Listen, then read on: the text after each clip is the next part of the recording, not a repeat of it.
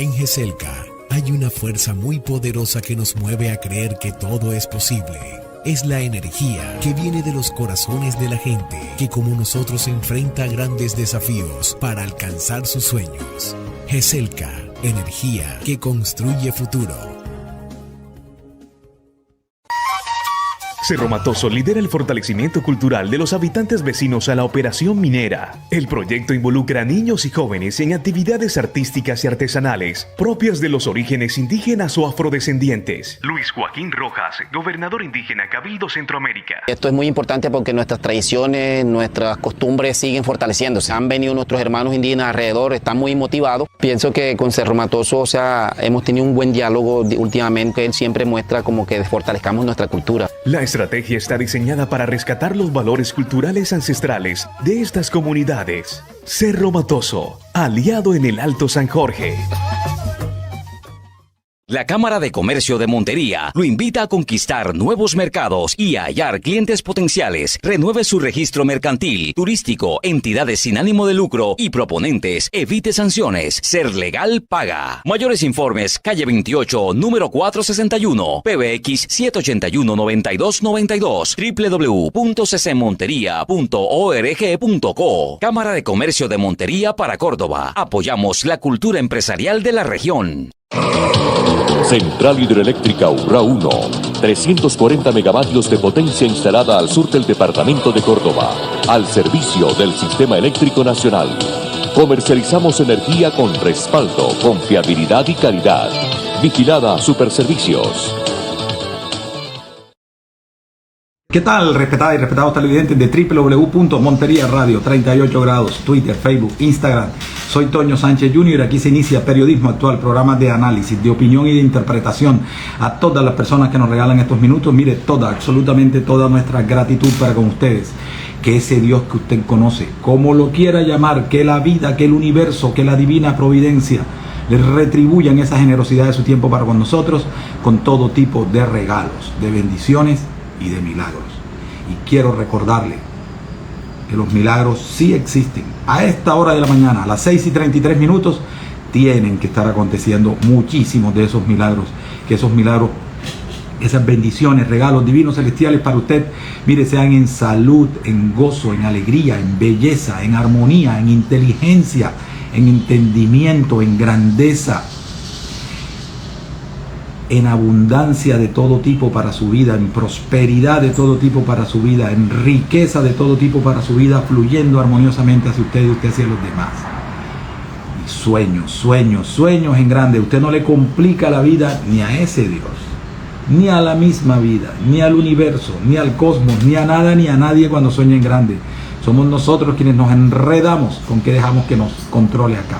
Por eso, cada mañana, de manera muy afectuosa, también respetuosa, invitarla a que se convierta en esa férrea celadora, en ese férreo celador de esos pensamientos. Acondúctelos, enfóquelos, redirecciónelos, única y exclusivamente en pro de sus sueños. Que se va a caer, que le van a hacer zancadillas, que hasta usted mismo se va a hacer autosaboteo, no lo dude, pero se levanta, se sacude. Si hay que echar unas lágrimas, se echa, entonces se enjuaga bien la cara, endereza los hombros, mira ese horizonte y sigue persiguiéndolo. No permita que los demás le digan que no lo va a lograr. Tenga mucho cuidado a quien le cuenta sus sueños. Lo que digan los demás no va a definir quién es usted. ¿Usted qué lo define? Unos regalos maravillosos que están dentro de usted y que solamente usted tiene el control de ellos. Les recuerdo algunos con afecto: su valentía, su coraje, su disciplina, su fuerza de voluntad, su entrega, su pasión, su entusiasmo. Esa fuerza que está dentro de su corazón, que le permite levantarse cuando cree que ya no puede levantarse, que le hace recorrer esa milla extra cuando usted cree que no puede dar un paso más. Eso es lo que lo define usted, no lo que los demás digan.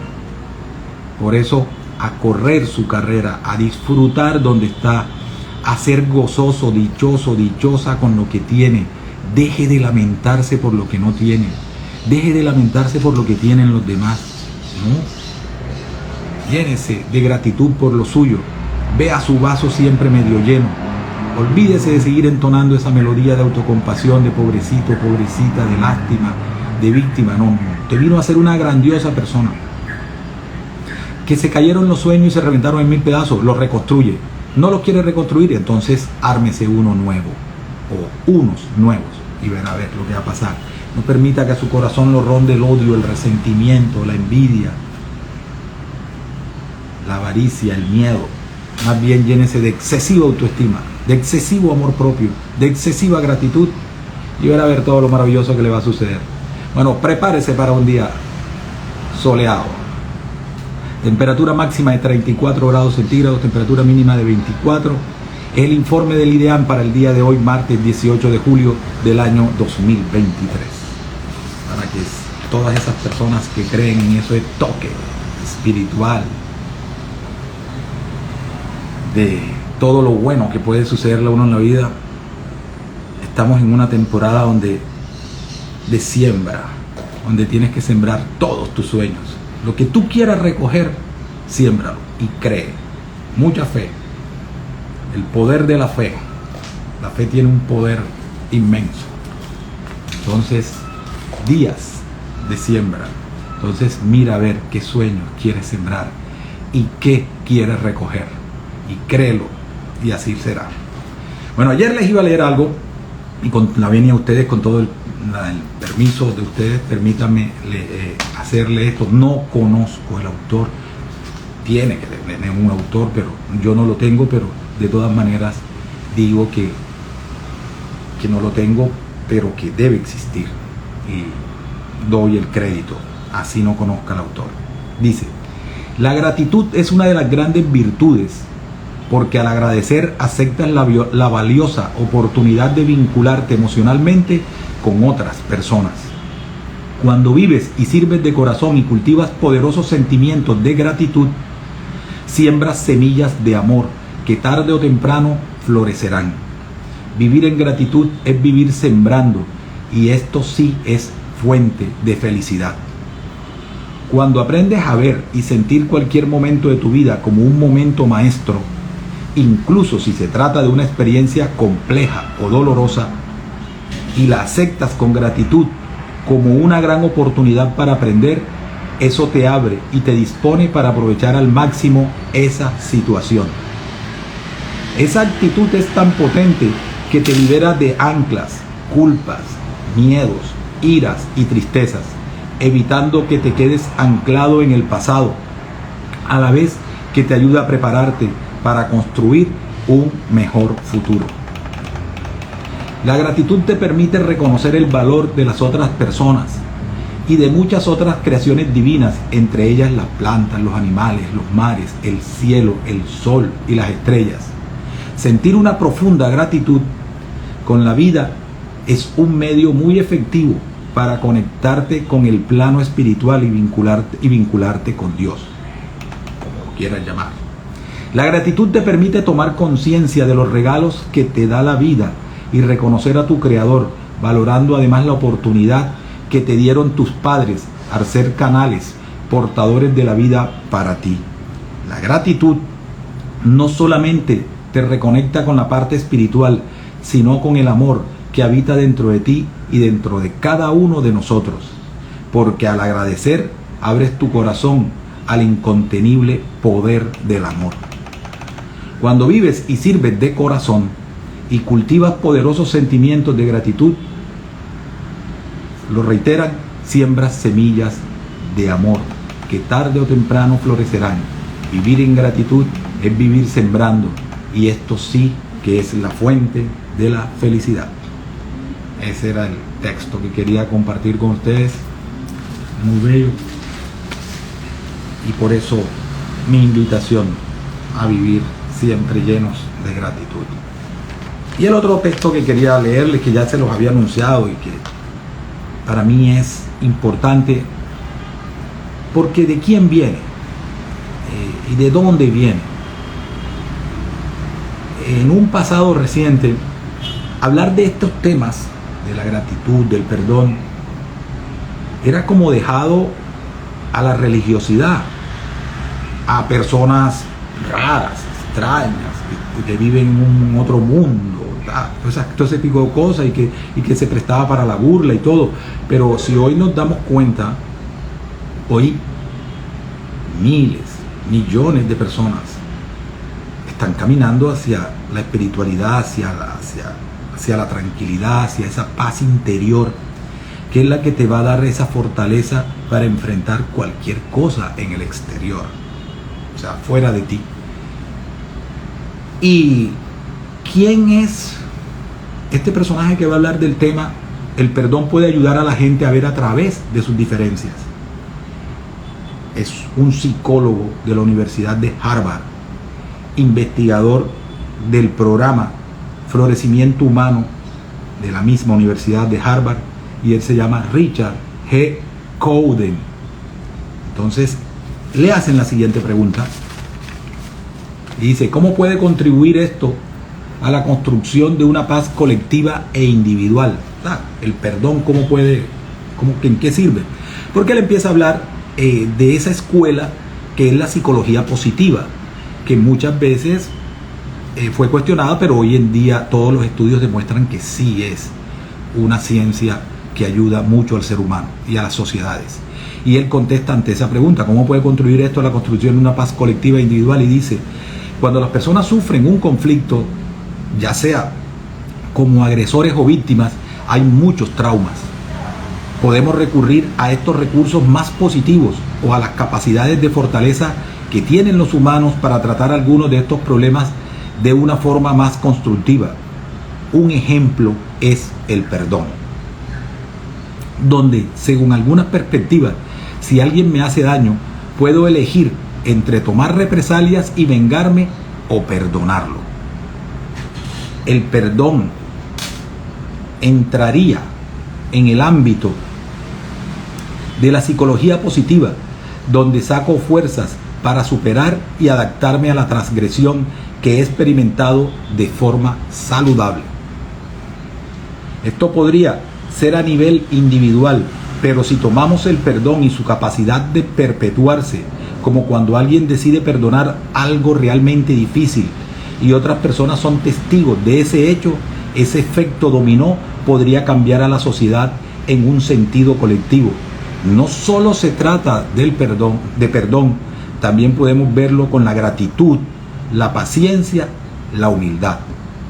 Estos conceptos se sitúan tradicionalmente dentro de la psicología positiva. Son oportunidades para ser aprovechados a nivel individual y colectivo. Aquí quiero hacer un paréntesis. Ustedes me han escuchado y yo lo he escrito cuando se hicieron esas jornadas de perdón y reconciliación entre víctimas y victimarios de las autodefensas. Miren lo que lo está diciendo este psicólogo. Vengo a leerlo después, pero ya lo sabía, ya lo había visto en alguna oportunidad o en otros autores. Y es lo que está diciendo él: si esos actos de perdonar lo imperdonable son masificados, son mostrados a la sociedad, eso va a tener un efecto réplica, un efecto dominó, en donde todo mundo va a ver el perdón como una manera de reconstruir una sociedad. Y eso fue lo que nunca se quiso hacer, ni en el gobierno Uribe, ni en el gobierno de Santos, ni en el gobierno de Duque, ahora menos en este gobierno de izquierda, demostrar esos gestos de perdón y reconciliación. ¿Por qué? Porque detrás de esta sociedad hay una perversidad de gente que quiere que este país siga bebiendo sangre inocente y que les gusta la guerra, pero con los hijos ajenos. Miren esto, y no lo está diciendo Toño Sánchez, lo está diciendo un profesional de la psicología positiva que maneja un programa en Harvard. No estamos hablando de la Universidad de los Hermanos Clavo, ni nada de eso. Bueno, sigamos. En este sentido, ya vamos a terminar. En este sentido, ¿en qué consistió el trabajo? Bueno, que se ha adelantado en Colombia. Dice: si pensáramos, por ejemplo, en la implementación de una campaña de sensibilización sobre el perdón en toda la ciudad, se podría prever un gran cambio en la forma en que las personas interactúan entre sí, porque han aprendido algo nuevo sobre el perdón o han obtenido un nuevo recurso que podrían utilizar en su vida cotidiana. O sea, que se enseña y se aprende.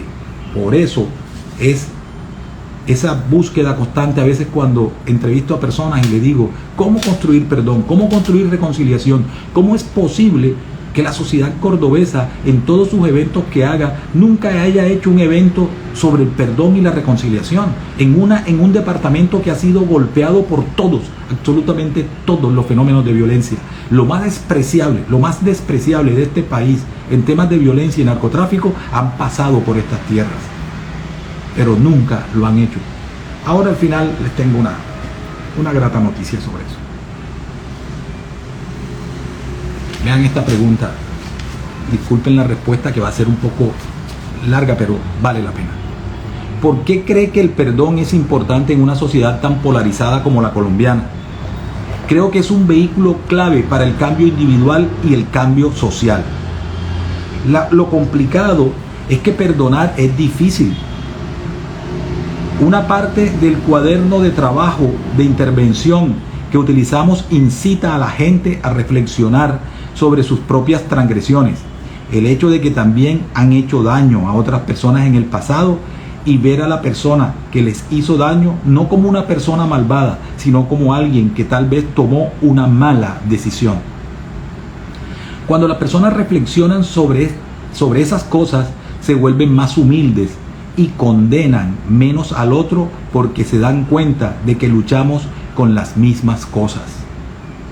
El perdón ayuda a acercarse a la humanidad común, lo que une no solo a la persona que te hace daño, sino a otras personas. Creo que esto es una manera indirecta.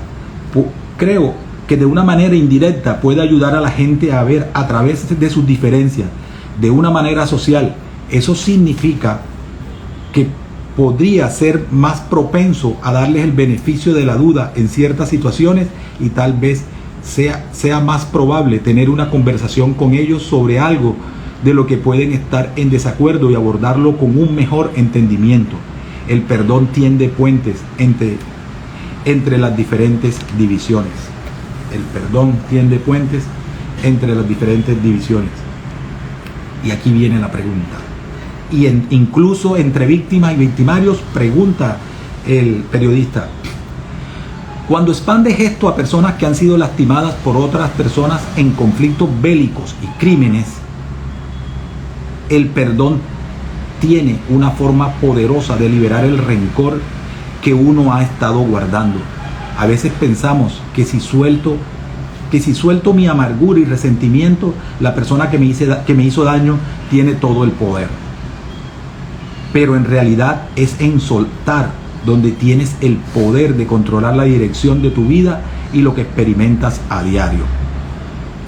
En mi experiencia, puedes ver que algunas de las vivencias más poderosas sobre el perdón son aquellas en la que piensas: nunca podría perdonar a esta persona por lo que hizo. Y luego la persona realmente perdona a quien la lastimó. Cuando el agresor se entera de esto, se produce toda una transformación en él. Y en un número no trivial de casos he leído, estas personas construyen una relación a partir de este regalo de perdón que les ha dado.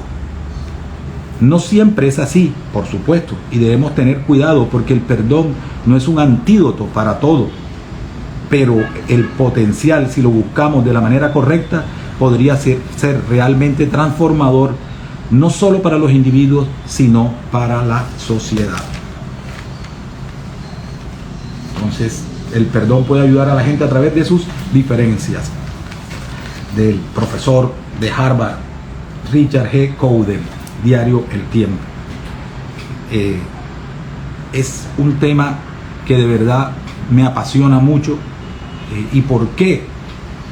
Por haber tenido la oportunidad de haber ido a diferentes partes de Colombia, a cárceles en donde conocí de primera mano y me permitieron entrar, ver esos gestos donde victimarios y víctimas se encontraban, se abrazaban, se perdonaban, y uno se conmovía de eso, de ver cómo una persona perdonaba lo imperdonable.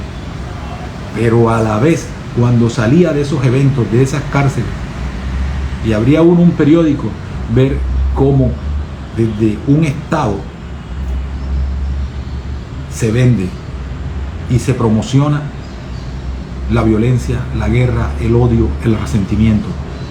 Y hoy, a esta fecha de julio del año 2023, no me cabe duda de cómo, en vez de haber ido controlando todo ese odio, todo ese rencor, todo ese sentimiento de desquite, de venganza, de vindicta, lo hemos alimentado aún más. ¿Por qué? Porque aunque usted no lo crea, desde el caos, desde la guerra y desde el odio, hay una forma de gobierno. Aunque a usted le parezca insólito, contradictorio, extraño, pero así es.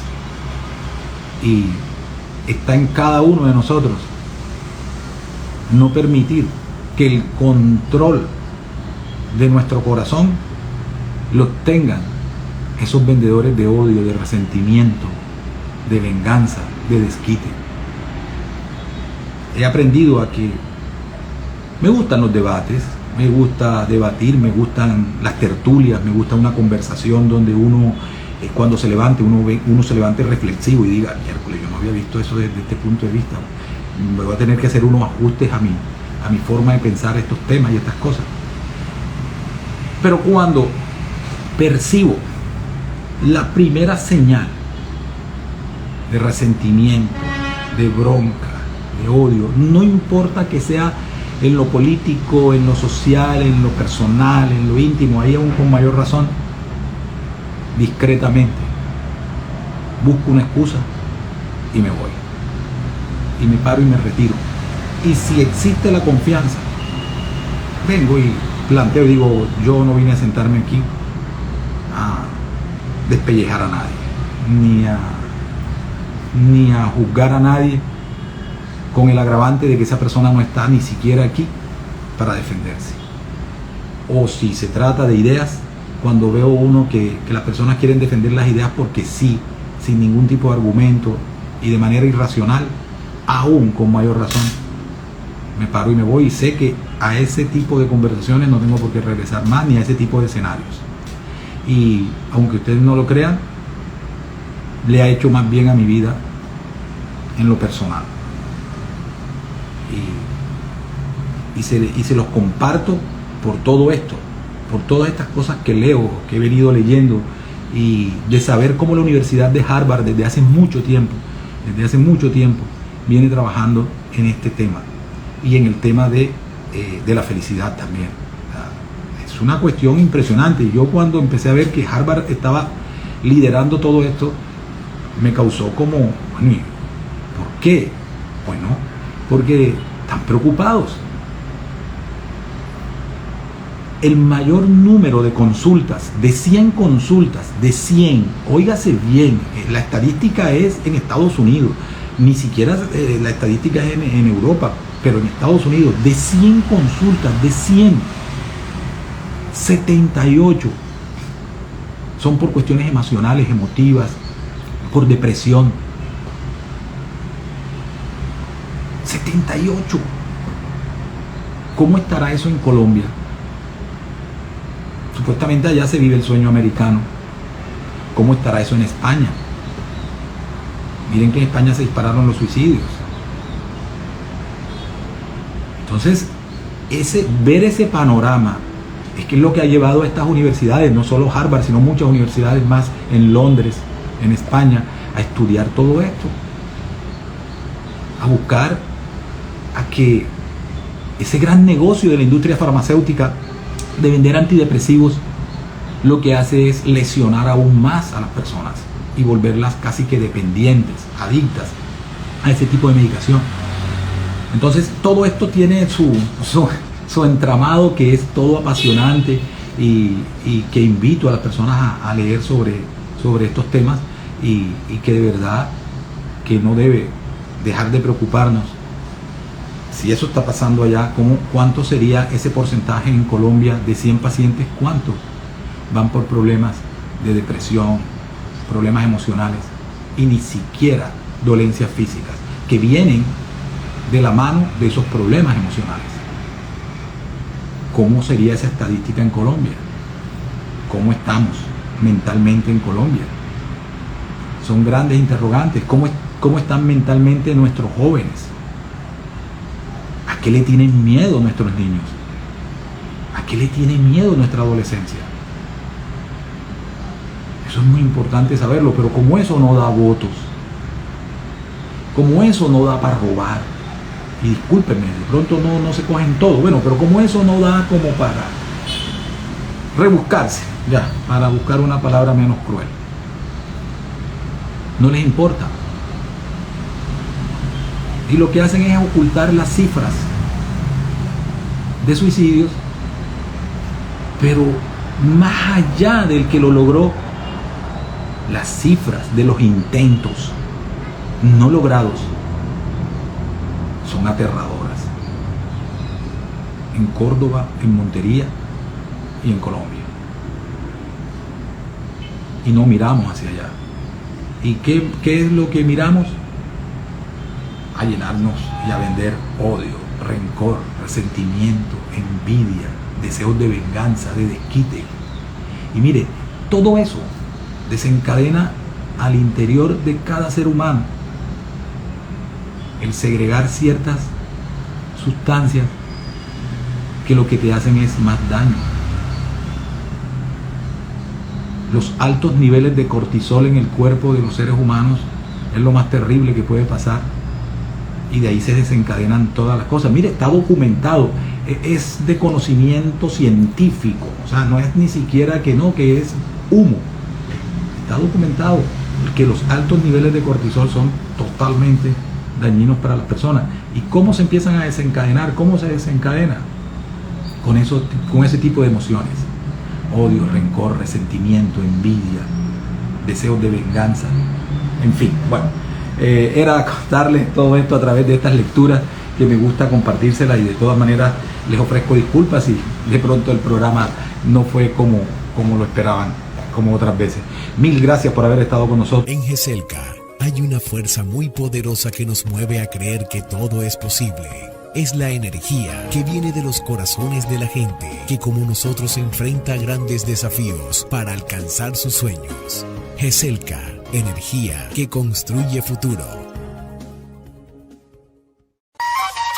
Cerro Matoso lidera el fortalecimiento cultural de los habitantes vecinos a la operación minera. El proyecto involucra a niños y jóvenes en actividades artísticas y artesanales propias de los orígenes indígenas o afrodescendientes. Luis Joaquín Rojas, gobernador indígena Cabildo Centroamérica. Esto es muy importante porque nuestras tradiciones, nuestras costumbres siguen fortaleciéndose. Han venido nuestros hermanos indígenas alrededor, están muy motivados. Pienso que con Cerro Matoso, hemos tenido un buen diálogo últimamente. Él siempre muestra como que fortalezcamos nuestra cultura. La estrategia está diseñada para rescatar los valores culturales ancestrales de estas comunidades. Cerro Matoso, aliado en el Alto San Jorge. La Cámara de Comercio de Montería lo invita a conquistar nuevos mercados y a hallar clientes potenciales. Renueve su registro mercantil, turístico, entidades sin ánimo de lucro y proponentes. Evite sanciones. Ser legal paga. Mayores informes, calle 28, número 461, PBX 781-9292, www.ccmonteria.org.co. Cámara de Comercio de Montería para Córdoba. Apoyamos la cultura empresarial de la región. Central Hidroeléctrica Urrá 1, 340 megavatios de potencia instalada al sur del departamento de Córdoba, al servicio del Sistema Eléctrico Nacional. Comercializamos energía con respaldo, confiabilidad y calidad. Vigilada Superservicios.